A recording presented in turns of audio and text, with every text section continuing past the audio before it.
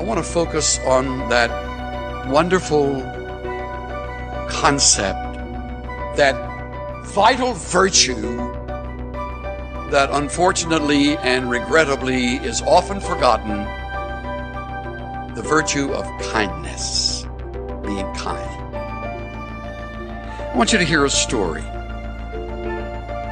20 years ago, I drove a cab for a living.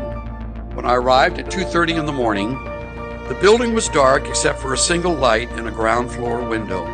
Under these circumstances, many cab drivers would just honk once or twice, wait a minute, then drive away. But I had seen too many impoverished people who depended on taxis as their only means of transportation to drive away. Unless the situation smelled of danger, I always went to the door. So I walked to the door and knocked. Just a moment, answered a frail, elderly voice. After a long pause, the door opened. A small woman in her 80s stood before me. By her side was a small nylon suitcase. "Would you carry this bag out to the car for me?" she said. I took the suitcase out and returned to assist the woman. She took my arm and walked slowly toward the curb. She kept thanking me for my kindness. It's nothing, I told her. I just try to treat all my passengers the way I would want my mother treated. When we got in the cab, she gave me an address. Then she said, "Oh, by the way, could you drive through downtown? It's not the shortest way." "Oh, I don't mind. I'm in no hurry. I'm on my way to a hospice." I looked in the rearview mirror and her eyes were glistening.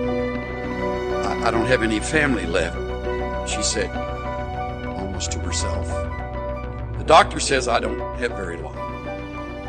I quietly reached over and shut off the meter. "What route would you like me to take?" For the next 2 hours, we drove all around the city.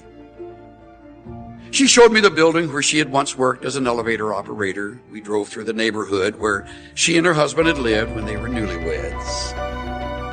She had me pull up in front of a furniture warehouse that had once been a ballroom where she had gone dancing as a girl. Sometimes she'd ask me to slow down in front of a particular building or corner. She would sit staring into the darkness, saying nothing. As the first hint of sun was creasing the horizon, she suddenly said, "Okay, I'm ready. Let's go now." We drove in silence to the address she had given me. It was a low building. 2 orderlies came out to the cab. As soon as we pulled up, they were solicitous and intent, watching her every move. They were expecting her. I opened the trunk, took out the small suitcase, carried it to the door. The woman was already seated in a wheelchair. "How much do I owe you?" she asked. "No, you don't owe me anything," I said. "Oh, you have to make a living," she answered. "Oh, there are other passengers," I responded. Almost without thinking, I bent over and gave her a hug. She held on to me tightly. "You gave an old woman a little bit of joy," she said. "Thank you." I squeezed her hand and walked into the dim morning light. Behind me, a door shut. It was the sound of the closing of a life. I drove aimlessly, lost in thought for the rest of the day.